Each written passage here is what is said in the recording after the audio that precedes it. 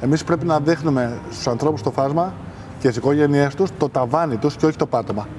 Κάθε άνθρωπος έχει ένα ταβάνι.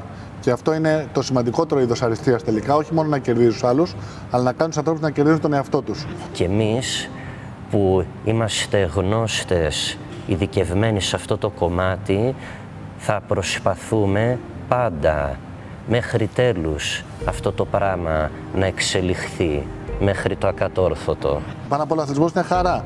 Δεν είναι θέμα να γίνουν όλοι Τζόρνταν ή Λεμπρόν Τζέιμς. Είναι χαρά. Ο αθλητισμός πρέπει να είναι για όλους. Είναι κοινωνικό μήνυμα. Ο ολόκληρος Νέλσον Μαντέλα με μια μπάλα του ράγμπι, εκείνος ένωσε την Αφρική. Μία ευκαιρία, ένα καταφύγιο για αυτά τα παιδιά. Χαίρομαι πάρα πολύ με ό,τι τους μαθαίνω και επίσης μαθαίνω και εγώ από αυτά. Μαθαίνω νέους τρόπους διδασκαλίας της προπονητικής για το μέλλον.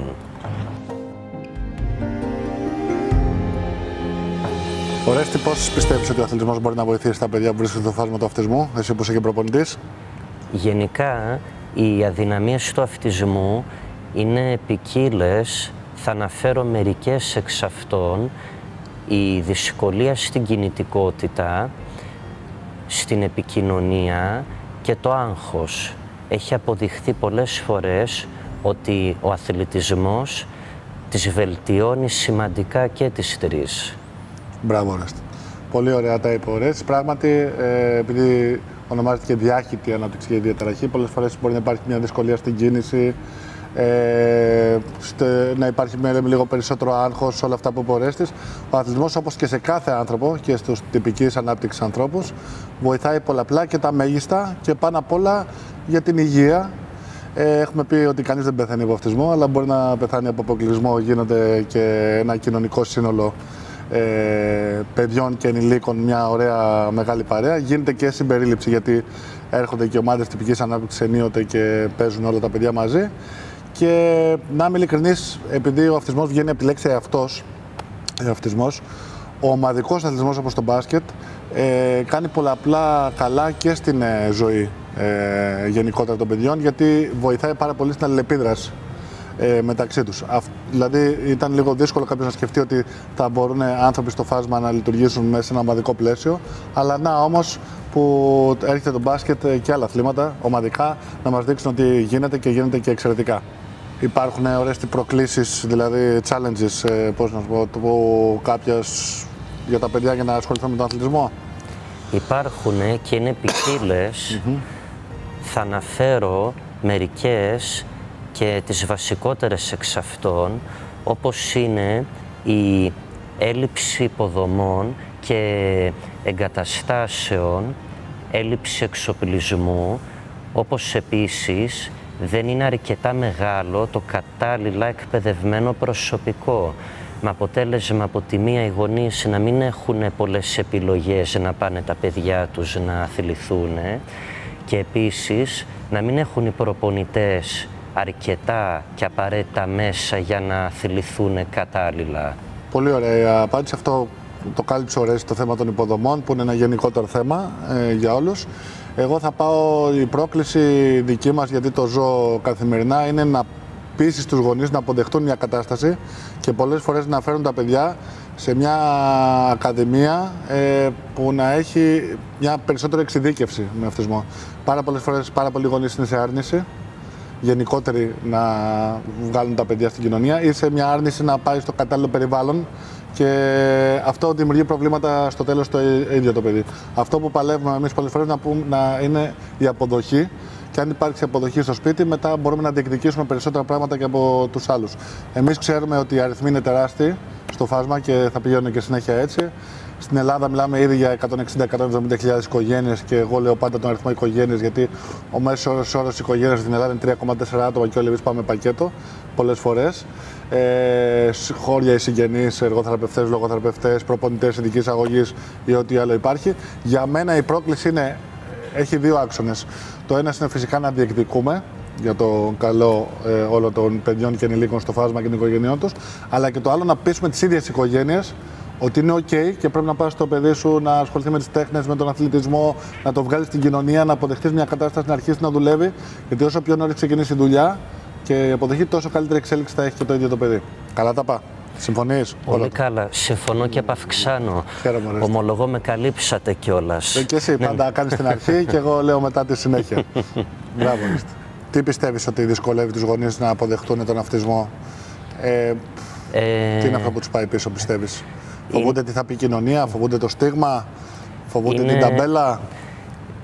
Είναι όλα μαζί. Όλα αυτά οι γονείς τα φοβούνται. Από τη μία, επειδή βλέπουν τη διαφορετικότητα του παιδιού τους, φοβούνται ότι θα στιγματιστεί από τον υπόλοιπο κόσμο, θα του κάνει κακό, bullying, περιθωριοποίηση και κατά συνέπεια φοβούνται να το βγάλουν έξω, να το γνωρίσουν με άλλα παιδιά, με άλλο κόσμο, να το εντάξουν σε κάποια ομάδα. Όπως επίσης συμβαίνει και το άλλο. Λόγω της διαφορετικότητας νομίζουν ότι δεν μπορεί να τα καταφέρει στην εκπαίδευση, με συνέπεια να μην προσπαθούν να δούνε τι μπορεί τελικά να καταφέρει ως προς το εκπαιδευτικό κομμάτι. Και δεν μιλάω μόνο για τον αθλητισμό, αλλά για κάθε είδος. Με συνέπεια να το κρατάνε πίσω, βάζοντάς το είτε να κάνει πράγματα τα οποία είναι πολύ πιο εύκολα από όσα μπορεί να κάνει ή να μην κάνει ακόμα και τίποτα. Να θεωρούν ότι είναι άνθρωπος για να ζει κλεισμένος κάπου μέσα. Να μην κάνει τίποτα. Κάτι το οποίο είναι θλιβερό, έτσι. Είναι τραγικό και θα πρέπει να γίνει μεγάλη προσπάθεια να σταματήσει αυτό. Να αυξηθούν οι οργανώσεις πρώιμης παρέμβασης, προκειμένου έτσι να υπάρχει γενική μόρφωση των γονιών, αλλά και των ενδιαφερόμενων γονιών. Γιατί ποτέ δεν ξέρεις αν θα σου προκύψει παιδί με αυτισμό ή αμαία. Ο αυτισμός δεν είναι επιλογή. Λέμε η συμπεριφορά μας απέναντί του είναι. Πράγματι βλέπουμε είναι άγνωστο πεδίο και για την ιατρική, δεν ξέρει από πού προέρχεται. Και θα αυξάνονται οι αριθμοί συνεχώς. Αλλά αυτό που είπες είναι το πιο σημαντικό, γι' αυτό και ενίοτε χρησιμοποιούμε και κάποια παραδείγματα διασύμων με αυτισμό, για να βλέπουν όλοι ότι είναι OK, αυτός τα κατάφερε. Δηλαδή χρησιμοποιούμε συχνά τον Einstein, τον πιο διάσημο στον αυτισμό, τον Εύτονα. Είναι πάρα πολύ, αν κάνει Google ο κόσμος θα δει μια σειρά πολλών διάσημων. Απλά χρειάζεται πάντα μια ισορροπία μεταξύ ικανοτήτων και να καταλάβουν πάρα πολύ και οι θεσμοί και όλοι υπάρχουν και ανάγκες. Υπάρχει ένας συνδυασμός και αναγκών και ικανοτήτων. Έτσι. Σίγουρα κάθε άνθρωπος, οι άνθρωποι στο φάσμα συνήθως έχουμε γνωρίσει χιλιάδες, μπορεί να κάνουν μέτρια ότι κάνει ένας μέσος άνθρωπος, αλλά ένα πράγμα ίσως πολλές φορές το κάνουν καταπληκτικά. Και γιατί συγκεντρώνονται, γιατί δεν κουτσομπολεύουν τι κάνει ο Γιώργος, η Μαρία, ο Κώστας, η Ελένη, συγκεντρώνονται στη δουλειά τους και μπορούν να κάνουν κάτι εξαιρετικά. Συνήθως είναι στις τέχνες, πολλές φορές είναι στα μαθηματικά, στον αθλητισμό. Μπορούμε να βρούμε σε διάφορους τομείς ανθρώπους να κάνουν σπουδαία πράγματα, να έχουν αλγόριθμους που δεν μπορεί να έχει ένας κοινός νους, ένας τυπικής ανάπτυξης άνθρωπος. Πάντα χρειάζεται μια ισορροπία μεταξύ αναγκών και ικανοτήτων και ο αυτισμός είναι πάρα πολύ ευρύ φάσμα. Έτσι. Αλλά σίγουρα όλοι οι άνθρωποι μπορούν κάτι να κάνουν. Εμείς πρέπει να δείχνουμε στους ανθρώπους στο φάσμα και στις οικογένειές τους το ταβάνι τους και όχι το πάτωμα. Κάθε άνθρωπος έχει ένα ταβάνι. Και αυτό είναι το σημαντικότερο είδος αριστείας τελικά, όχι μόνο να κερδίζει τους άλλους, αλλά να κάνει τους ανθρώπους να κερδίζουν τον εαυτό τους. Αν του δείξεις το ταβάνι του καθενός ανθρώπου, θα τον έχεις βοηθήσει να κερδίσει τον εαυτό του. Το αν θα γεννηθούμε με αυτισμό ή χωρίς, με κάποια αναπηρία ή χωρίς, μαύρη ή άσπρη, στην Αμερική ή στην Αθήνα, δεν είναι επιλογή. Το τι θα κάνουμε από τη στιγμή που θα απατήσουμε το πόδι μας στη γη είναι επιλογή. Οπότε η επιλογή μας πρέπει να είναι να εξυψώνουμε τους ανθρώπους, αλλά όχι λεκτικά. Να τους οθούμε να βρουν τον καλύτερο τους εαυτό. Όχι μόνο λεκτικά. Να τους οθούμε με πράξεις να βρουν τον καλύτερο τους εαυτό και γι' αυτό περιβάλλοντας σαν αυτό εδώ που είμαστε και στη Λεόντιο Νέας Μύρνης και ευχαριστούμε γι' αυτό, ή και στο Γουδί και στο Παγκράτη, οπουδήποτε είναι το γυναικό και όχι μόνο ό,τι υπάρχει, είναι καλό γιατί δίνει ευκαιρίες στους ανθρώπους και ο ένας συμπαρασύρει και τον άλλο. Ξέρετε, κάποιος μπορεί να πει ότι αφού ο Παπα-Νικολάου και εγώ. Αφού ο Ρέστης και εγώ. Είναι OK. Ο ένας απελευθερώνει τον άλλο. Αυτό είναι το καλό του awareness. Όταν κάποιος βοηθάει 5 οικογένειες, ξέρει ότι βοηθάει 5 οικογένειες. Είτε είναι εταιρεία, είτε οργανισμός, είτε οτιδήποτε. Όταν κάνεις μια καλή συνέντευξη, μια καλή ομιλία, φτιαχτεί μια ακαδημία, κάνει ένα μη μετρήσιμο καλό. Αφού και αυτοί αποδέχτηκαν την κατάσταση, μήπως και εγώ. Είναι OK, ο ένας απελευθερώνει τον άλλο και αυτό είναι πάρα πολύ σημαντικό. Συμφωνώ πραγματικά απόλυτα σε αυτό που λέτε. Πραγματικά δεν θα μπορούσα να συμφωνήσω περισσότερο. Και μάλιστα θα ήθελα να τονίσω πάνω σε αυτό που είπατε για το συνδυασμό ικανοτήτων και αναγκών, ότι πραγματικά είναι πάρα πολύ σημαντικό να παλέψουμε όλοι μας να το πετύχουμε αυτό στο έπακρο. Δεν δίνει μόνο την ευκαιρία σε αυτά τα παιδιά να εκπαιδευτούν κατάλληλα και έτσι να δείξουν τι μπορούν να καταφέρουν. Είναι επίσης και ευκαιρία να δείξουν τι μπορούν να κάνουν κοινωνικά. Γιατί έχει αποδειχθεί ότι με την κατάλληλη καθοδήγηση, τόσο στο εκπαιδευτικό όσο και στο κοινωνικό κομμάτι, μπορούν να πετύχουν σπουδαία πράγματα.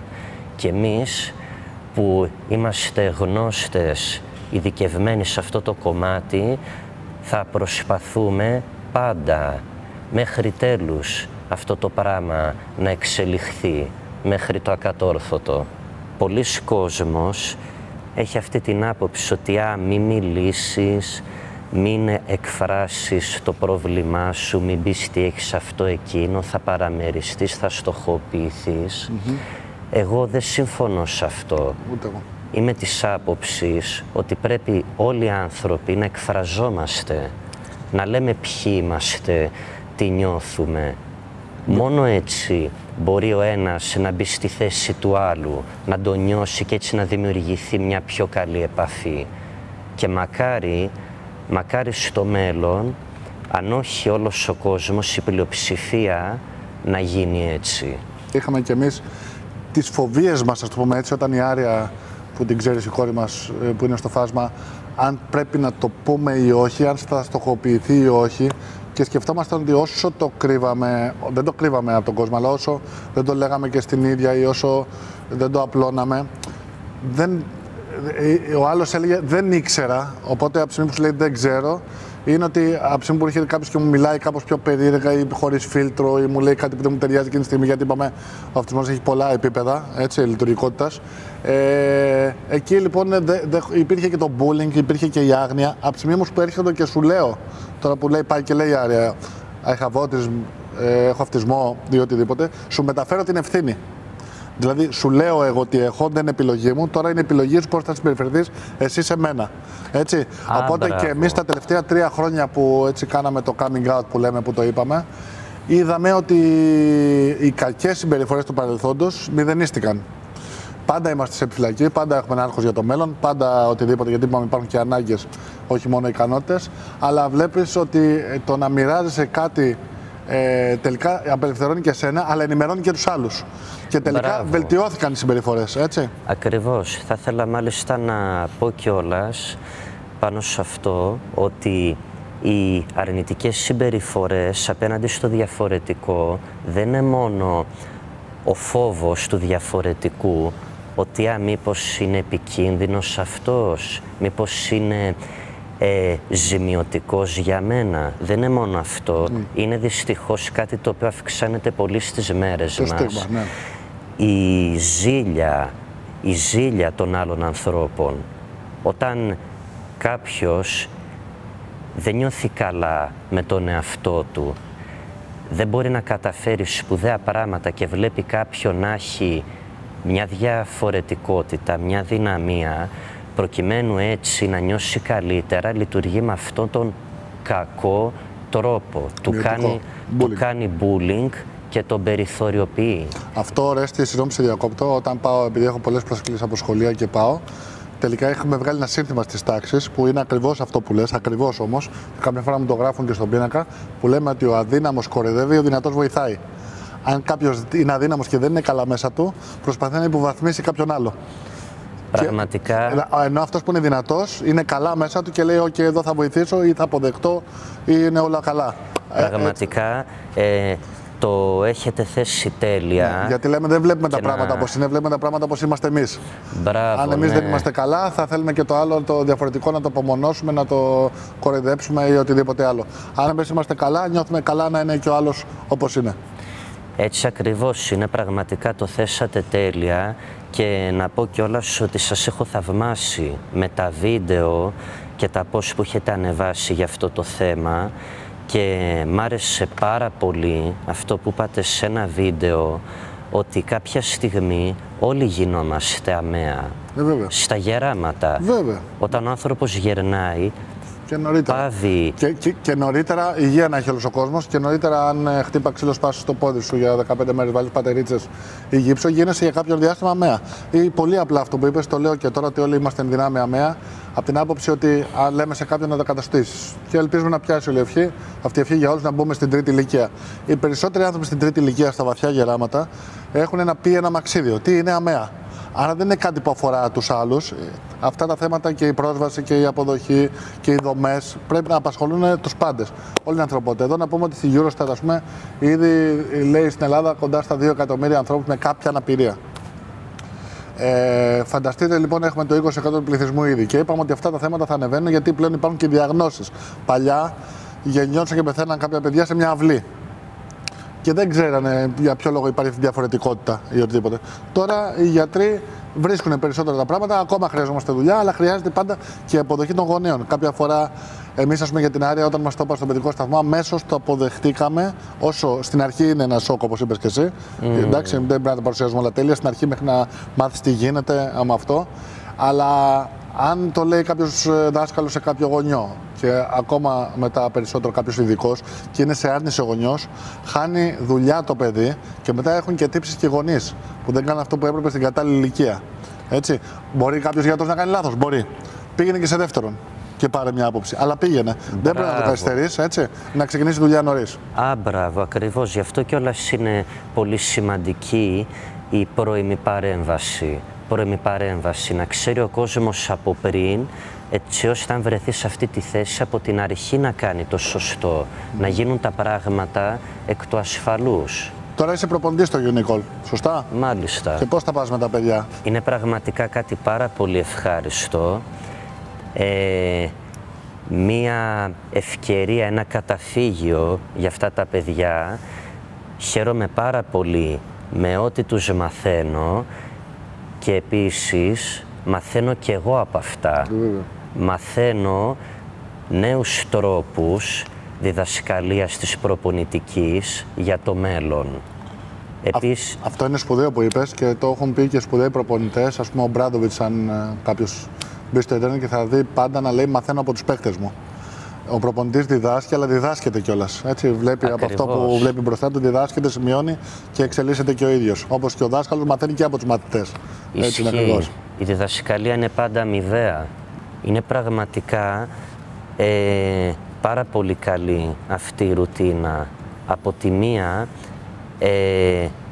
κατευνάζονται ως προς το άγχος στα παιδιά, καθώς είναι γνωστό ότι η ρουτίνα αποτελεί μια σημαντική ανάγκη για τον αυτισμό, όπως επίσης βελτιώνουν πολύ σημαντικά έτσι την κοινωνικότητά τους με την επικοινωνία, τη συνεργασία με τους προπονητές, με τα άλλα παιδιά στο μπάσκετ και έτσι μαθαίνουν πώς να ενταχθούν σε ένα κοινωνικό σύνολο και φυσικά βελτιώνουν τις κινητικές τους δεξιότητες και αποκτάνε χαρά με το παιχνίδι που παίζουν και πετυχαίνουν ένα στόχο. Μπράβο. Σωστά. Αυτό είναι το σημαντικό. Είναι σημαντικό ότι και στο Unicall ότι οι προπονητές έχουν γνώσεις ειδικής αγωγής, ας πούμε έτσι, ή έχουν κάνει κάποια σεμινάρια. Γιατί πολλές φορές μπορεί να θες να κάνεις καλό, αλλά να καταλήξει σε κακό αν δεν ξέρεις τον τρόπο. Πώς να προσεγγίσεις, πώς να μάθεις, πώς να διδάξεις. Αυτό ακριβώς. Και εγώ πολλές φορές αντιμετωπίζω θέματα που μου στέλνουν μηνύματα στα social media γονείς, ότι πάω το παιδί μου στην τάδε ομάδα, να το πω στον προπονητή, να μην το πω, κυρίως στην υψηλή λειτουργικότητα αυτό που λέμε.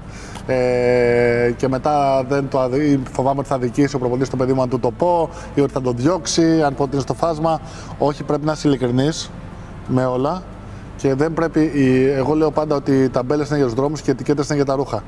Αν και ο προπονητής, κάποια παιδιά μπορούν να παίξουν σε ομάδα τυπικής ανάπτυξης, που υπάρχουν παραδείγματα, και εκεί δεν πρέπει κανείς να δει αν υπάρχει αυτισμός ή όχι ή κάποια άλλη διάγνωση. Πρέπει να δει όπως είναι το παιδί. Έτσι, τον ενήλικα με βάση το να ταιριάξει με το υπόλοιπο σύνολο. Έτσι, αν ταιριάζει και αν είναι και χαρούμενο. Πάνω απ' όλα, ο αθλητισμός είναι χαρά. Δεν είναι θέμα να γίνουν όλοι Τζόρνταν ή Λεμπρόν Τζέιμς. Είναι χαρά. Ο αθλητισμός πρέπει να είναι για όλους. Είναι κοινωνικό μήνυμα. Ο ολόκληρος Νέλσον Μαντέλα με μια μπάλα του ράγμπι, εκείνος ένωσε την Αφρική. Αν υπάρχει κάτι να ενώνει τους λαούς, τον κόσμο, τις διαφορετικότητες, είναι ο αθλητισμός. Οπότε πρέπει να υπάρχει και το ανταγωνιστικό κομμάτι. Φυσικά, έχει ο κόσμος ανάγκη και το θέαμα ως ένα σημείο, αφού τελειώσει τα διαβάσματά του, λέω εγώ. Αλλά ο αθλητισμός πρέπει να είναι για όλους. Πρέπει να υπάρχουν υποδομές και ευκαιρίες για όλους. Ό,τι γίνεται εδώ στην Αθήνα, ας πούμε, το Unicall, πρέπει αυτό να γίνει και σε όλη την επικράτεια, τουλάχιστον σε όλες τις μεγάλες πόλεις. Έτσι, η Ελλάδα δεν είναι μόνο η Αθήνα. Αυτό θα προσπαθήσουμε και προσπαθούμε, να υπάρχει επέκταση και στην επαρχία που είναι συνήθως στατιστικά και μεγαλύτερο το στίγμα στην περιφέρεια, δηλαδή πολύ περισσότερο φοβούνται να επικοινωνούν σε αυτά τα θέματα. Εκεί και αν πρέπει να δοθούν τέτοιες δυνατότητες, να βγει ο κόσμος να αθληθεί, να πάει τα παιδιά του, να έχουν ευκαιρίες, να υπάρχουν ομάδες για όλες τις διαφορετικότητες, για όλες τις αναπηρίες, για οποιοδήποτε θέμα, να έχουν όλοι ευκαιρίες. Είπαμε, το ένα κομμάτι της αριστείας είναι να κερδίσει τους άλλους, αλλά υπάρχει και ένα άλλο κομμάτι αριστείας πιο σημαντικό, να κάνουν στους ανθρώπους να κερδίζουν τον εαυτό τους, να αποδέχονται τον εαυτό τους και να βγαίνουν στην κοινωνία. Και ο αθλητισμός είναι ένα τεράστιο όχημα προς αυτή την κατεύθυνση. Πραγματικά είναι πολύ εύλογο αυτό που είπατε. Μακάρι όλος ο κόσμος να το σκεφτόταν έτσι. Γιατί αλήθεια είναι ότι δυστυχώς είναι πολλοί άνθρωποι οι οποίοι βλέπουν μόνο το ανταγωνιστικό κομμάτι του αθλητισμού. Ότι κοίτα να πάρεις το χρυσό μετάλλιο, κοίτα να πάρεις το κύπελο της Euroleague, να περάσεις αυτόν, να περάσεις αυτή την ομάδα. Αυτή η νοοτροπία κάνει το 1% να φαίνονται πετυχημένοι. Μπράβο. Και το 99% να φαίνονται αποτυχημένοι. Αλλά δεν είναι έτσι. Καθόλου δεν είναι έτσι. Λοιπόν, δεν μπορεί, αθλητισμός είναι πολλά πράγματα. Και για μένα τα βασικότερα είναι αυτά. Υγεία, σωματική και ψυχική, ευεξία, κοινωνικότητα, ηθική, με 2 λέξεις, ευγενή άμυλα. Μπράβο σου, Ρέστη. Πολύ σωστά. Αξία που κάποτε είχε το σεβασμό της, αλλά στις μέρες μας δεν τον έχει. Μπράβο, Ρέστη. Πολύ σωστά τα λες. Νομίζω ότι έχουμε κάνει μια πάρα πολύ ωραία κουβέντα, πολύ χρήσιμη. Πραγματικά. Που όσοι τη δούνε θα βοηθήσει και άλλους, θα τους οθήσει και στον αθλητισμό αλλά και σε άλλα κομμάτια, είπαμε. Εμάς η δουλειά μας είναι να συνεχίζουμε να ανοίγουμε πόρτες. Πρέπει απλά οι γονείς και τα παιδιά να είναι έτοιμοι να τις διαβούν. Να ανοίγεις δρόμους και να δείχνεις στους άλλους ότι υπάρχει το μπορώ. Δεν υπάρχει το δεν μπορώ, υπάρχει το μπορώ. Υπάρχουν και ανάγκες, δομές, στήριξη, παράλληλη στήριξη, προπονητές υγιής αγωγής, ασφάλεια για αυτά τα θέματα. Πρέπει να υπάρχουν, είναι πολύ μακρύς ο δρόμος μπροστά, αλλά το πρώτο που πρέπει να απλώσουμε φως είναι στις ίδιες οικογένειες να πάρουν θάρρος και να δουν ότι όλα γίνονται. Αν υπάρχει κατάλληλο υποστηρικτικό περιβάλλον και αν δείχνουν στους ανθρώπους το ταβάνι τους και όχι το πάτωμα. Συμφωνώ απόλυτα. Ευχαριστώ κιόλας πάρα πολύ και εγώ από τη μεριά μου που κάνουμε αυτή τη συζήτηση. Και έχω, σαν νέος που είμαι, παραδειγματιστεί πολύ από εσάς. Έχω βασιστεί πολύ στις γνώσεις σας. Σε ευχαριστώ πολύ, Ορέστη μου. Το μήνυμα που θα στέλνα εγώ είναι διτό.